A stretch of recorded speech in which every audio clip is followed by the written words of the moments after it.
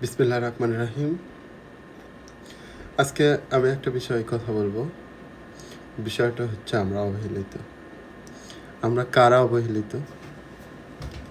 যাদের টাকা নেই তারা অবহেলিত। তারা সমাজে অবহেলিত, পরিবারের কাছে অবহেলিত, আত্মীয় স্বজনের কাছে অবহেলিত, তারা সবার কাছে অবহেলিত। তারা স্যাঁচড়ার মতো করে চলে। হ্যাঁ, তাই আপনি যদি কোনো শিক্ষা প্রতিষ্ঠানে যান,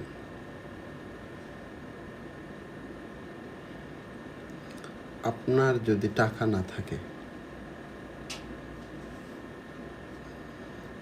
আপনার ছেলেকে খুব একটা নজর দিয়ে শিক্ষা দেওয়া হবে না। কারণ আপনি সময় মতো টাকা দিতে পারেন না। ওই একই ক্লাসে যদি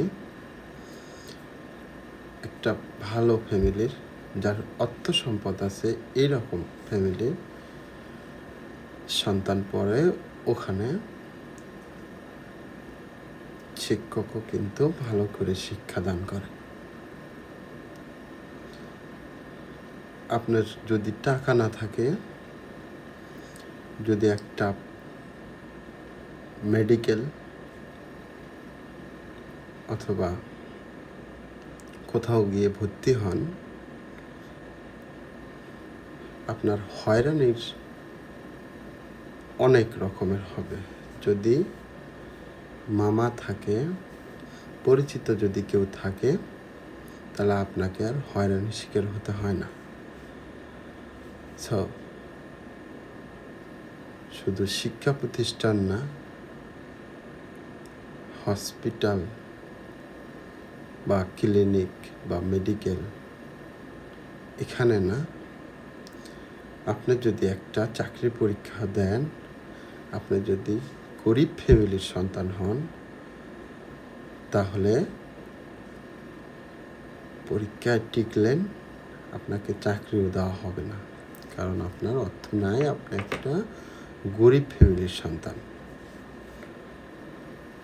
আপনি যদি গার্মেন্টসে যান, একটা মধ্যবিত্ত ঘরের সন্তান আর একটা অর্থ সম্পদশালী ঘরের সন্তান, তাকে উচ্চ পদমর্যাদায় ভালো একটা পজিশনে রাখা হবে, কিন্তু যে গরিব, তাকে ভালো স্থানে রাখা হবে না। একটা সমাজে যার টাকা আছে, ওই সমাজে ওই টাকা আলার কথাগুলো বেশি প্রাধান্য দেওয়া হবে।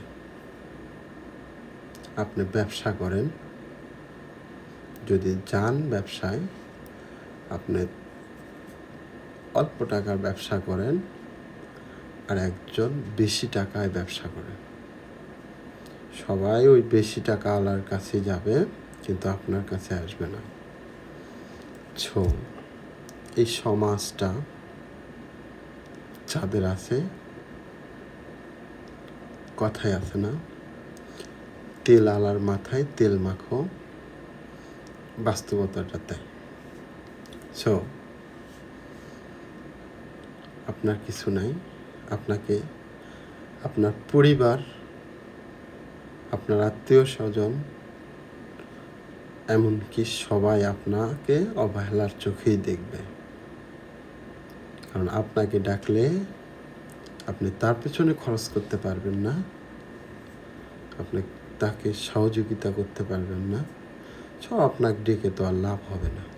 অবহেলার চোখেই আপনাকে দেখবে। এই অবহেলার পথ থেকে বেরিয়ে আসুন। তার জ্ঞান আছে, বুদ্ধি আছে, আমারও জ্ঞান আছে, বুদ্ধি আছে। আমি কেন অবহেলিত হব? যারা আপনাকে আপনার কষ্টের সময় অবহেলা করছে, মনে রাখবেন, এই মানুষগুলোকে মনে রাখবেন, এবং ভেতরে ভেতরে একটা জিদ তৈরি করবেন যে আমি তো অবহেলিত, আপনার বুদ্ধিমত্তাগুলোকে কাজে লাগিয়ে আপনি এক সময় দিন-রাত 24 ঘন্টা পরিশ্রম করে 2 টাকা অর্থ উপার্জন করে যদি বড় মাপের মানুষ হন, বড় অর্থ সম্পদশালী হন, তখন সবাই আপনার দিকে চোখ দিয়ে দেখবে, নতুবা আপনার দিক থেকে মুখ ঘুরিয়ে নেবে। আপনিও অর্থ সম্পদশালী হন, এটা আমি দোয়া করি।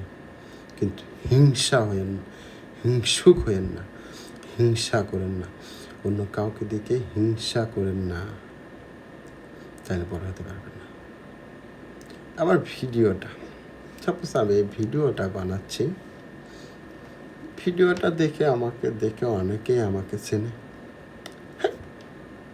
কেমন কি ভিডিও খুব একটা ভালো হয় না, এত ভালো হয় না, বা ভালো হলেও আপনাকে ভালো চোখে তারা দেখে না, অ্যাভয়েড করে। একটা লাইক তো দূরের কথা, একটা কমেন্ট বা একটা শেয়ার তো দূরের কথা, একটা সামান্য টুস করে একটা লাইক দেবে, এটাও দেয় না। যদি এরকম হিংসুক হন, তাহলে তো অবশ্যই আপনি সাকসেস হতে পারবেন না, কোনো দিনই সম্ভব নয়। হিংসা কখনো মানুষকে বড় করতে পারে না। আপনার হৃদয়টাও অনেক বড় করেন, আপনি উদার হন, আপনার অর্থ সম্পদ আছে, আপনি একটু ব্যয় করেন, মানুষকে খাওয়ান, ভালোবাসা দেখান, অবশ্য মানুষও আপনাকে ভালোবাসা দেখাবে। শুধু মানুষ না, আল্লাহ আপনার প্রতি সহায় হবে। হিংসুক হয়েন না। সমাজে অনেক অভাবী, গরিব, দুঃখী লোক আছে, যারা মানুষের কাছে হাত পেতে চাইতে পারে না, অথচ তার অভাব। এই লোকগুলো অনেক কষ্টে থাকে। আপনার বিবেক আল্লাহ এমনভাবে দিছে, তাদের কষ্ট আপনার বোঝার ক্ষমতা আছে। তাদেরকে একটু সহযোগিতা করেন।